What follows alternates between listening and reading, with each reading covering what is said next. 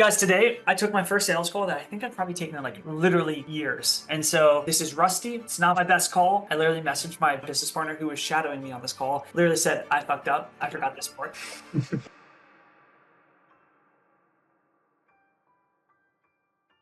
I'll be honest with you guys. I have no idea what we're going to talk about today throughout this daily bread. I do know that you will see some random Zoom calls. Check this out. Side note, when I don't know what I'm going to talk about, you're going to see a lot of tangents. This is one of them. Why do I have this many tripods? Hello, hello. Hello, how are you today? I'm wonderful, man. How are you? Can anyone tell me what first impression is? It's pretty open, pretty excited, like optimistic. That's fair. If you're in my shoes, what do you need to be thinking right now as you see him? Why isn't he sitting in front of a desk, maybe? I think he is actually at a desk. Well, okay, then why he's joined the call with a phone? There you go. Who here thinks that we should sell to someone on a phone if we can get them on a desktop? The goal is to get them on a computer. Yeah. So how do we do it? Yeah. What do you guys say? Hey man, do you have a laptop or a computer you can hop onto?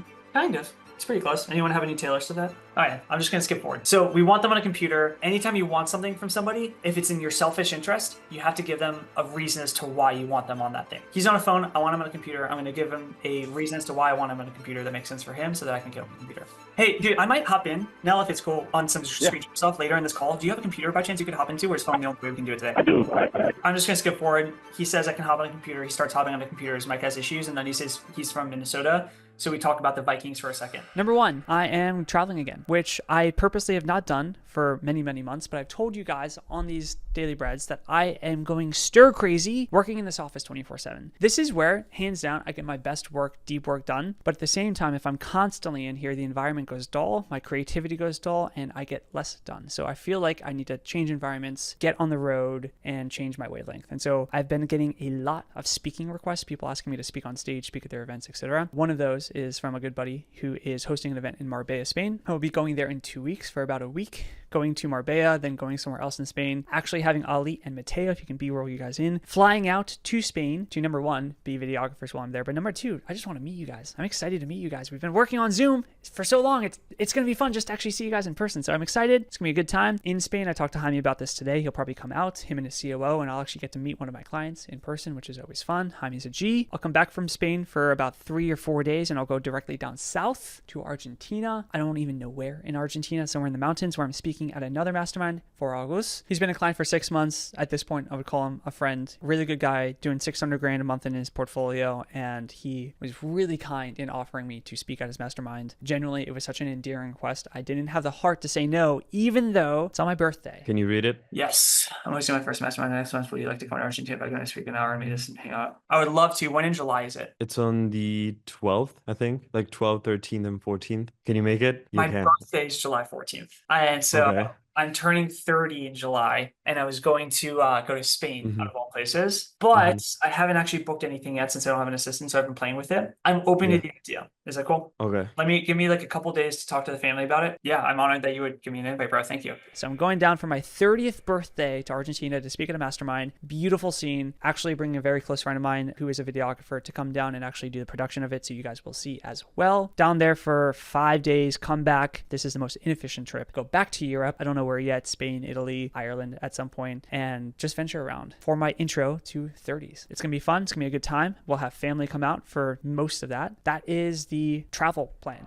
Hey, both of you guys, I'll be in Spain at the end of the month. I'll be in Marbella if you're close to the area by chance. I know you guys are in Madrid. Dude, how long are you there for? You're not planning on going to Madrid? It's literally like a 1 hour flight, bro. Yo, I didn't know we can get you to speak at our masterminds.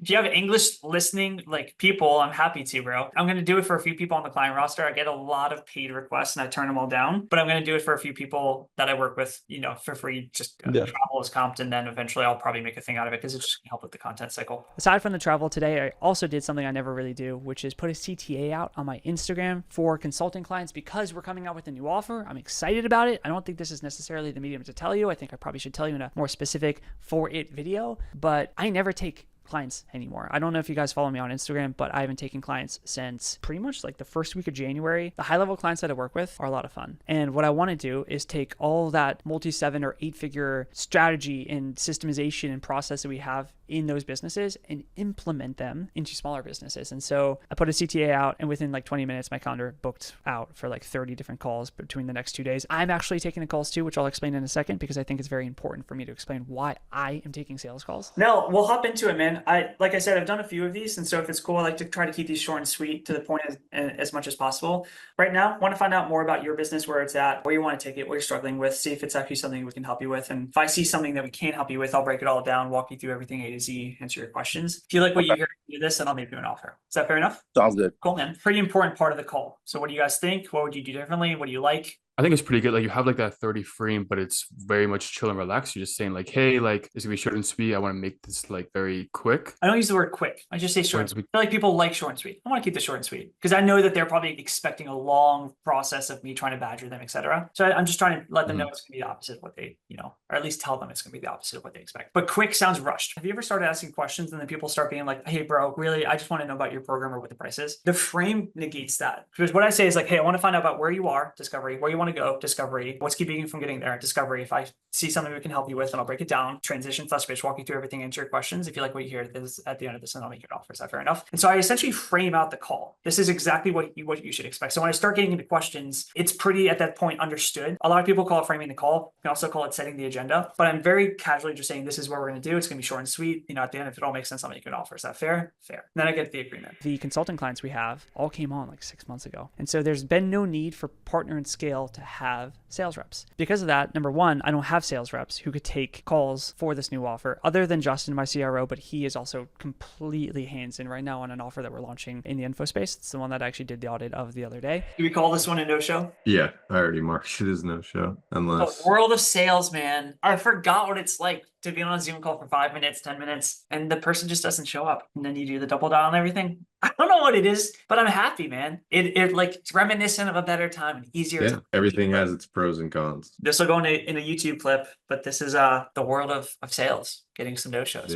6:30 CST. So that's us scheduling a follow-up call after I collect a deposit. That's 4991. If that helps you see that I'm not kidding about the fact that I at least got a deposit. So got a deposit, follow-up call scheduled. I didn't schedule a follow-up call without a deposit because realistically, if there's no commitment toward, if he's not willing to give me money for the follow-up call, that means that there's something else in there. So the reason I don't care about a deposit. I care about knowing whether or not they're comfortable enough making a step forward financially so that I see that it's actually something that he really is serious about. I probably won't have a no-show, etc. on that second call. Does it make sense? Yeah. And if that offer is accepted well, if it gets market acceptance, I'll build a funnel around it. Then I will bring in a closer once we start having some kind of organic flow to it. Because the other thing realistically is that offer will probably be the most applicable offer to anyone watching these videos. It's the new entryway to doing some kind of work with me. Because outside of the daily deal sales coaching, which I do as a pipeline for my portfolio, the only way to be on a call with me and have me help you in your business was having a multi-100,000 per month business and having us work on a high retainer with you one-on-one. And even then it was only 2 calls a month. And so I think realistically with this offer, talking to every single client every week, it's so approachable and it just makes so much sense. I'm excited, but at the same time, I've launched 1,000 offers that did not do well. So we'll see. Today's Daily Bread, more scattered.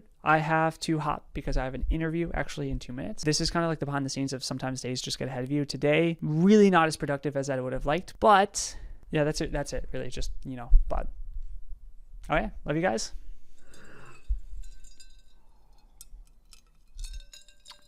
Until next time. Happy hunting.